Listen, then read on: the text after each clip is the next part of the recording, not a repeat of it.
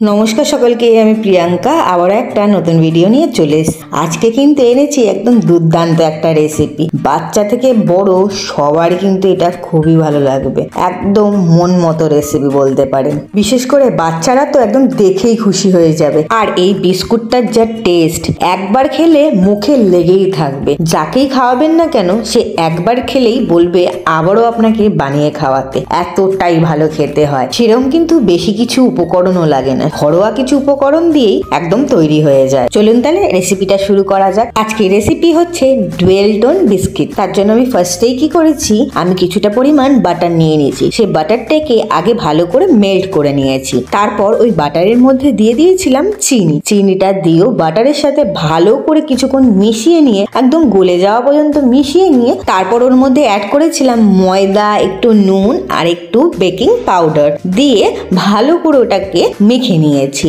যদি মাখতে মাখতে মনে হয় একটু জলের প্রয়োজন, তাহলে কিন্তু একটু জলও অ্যাড করে নেবেন। করে ওটাকে একটা মেখে ডো বানিয়ে নেবেন। তারপর ওই ডো থেকে আমি কিছুটা ডো আলাদা করে সরিয়ে আর কিছুটা ডো নিয়ে আমি ওর মধ্যে কোকো পাউডার মিশিয়ে আবারও কিন্তু ভালো করে মেখে নিচ্ছি। দেখেছেন দুটো কি সুন্দর আলাদা আলাদা কালারের ডো হয়ে গেছে। এইবার এই ডো দুটোকে আমাকে বেলে নিতে হবে। আগে আমি সাদাটা বেলে নিয়েছি, তারপর ওটাকে একটা বাটার পেপারের উপর রেখে দিয়েছি। তারপর যে চকলেট কালারের ডোটা ছিল সেটাকেও আমি ভালো করে বেলে নিয়েছি। বেলে নেওয়ার পর ওই সাদা কালারের ডোটার ওপর চকলেট কালারের ডোটাকে আমি রেখে দিয়েছি। রেখে যেভাবে আমি ঠিক পেঁচানোটা দেখাচ্ছি ঠিক সেইভাবে আপনারাও পেঁচিয়ে নেবেন।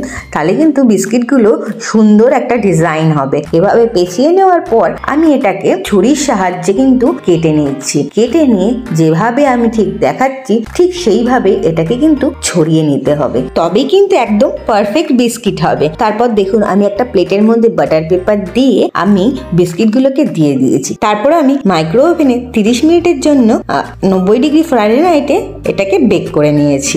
আপনারা চাইলে কড়াইয়ের ওপর স্ট্যান্ড দিয়েও এটাকে বেক করে নিতে পারেন। সত্যি বলছি বিস্কিটটা খেতে এত ভালো হয়, আপনাদের আমি রিকোয়েস্ট করছি একবার হলেও বানিয়ে খেয়ে দেখবেন। আর কমেন্টে আমাকে জানাবেন আপনাদের এই রেসিপিটা কেমন লাগলো। ভালো লাগলে অবশ্যই কিন্তু একটা লাইক করে দেবেন। আর যারা আমার চ্যানেলের নতুন বন্ধু আছেন তারা কিন্তু অবশ্যই চ্যানেলটাকে সাবস্ক্রাইব করে দেবেন। কালকে আসবো আবারও একটা নতুন ভিডিও নিয়ে। আজকের মতো টাটা।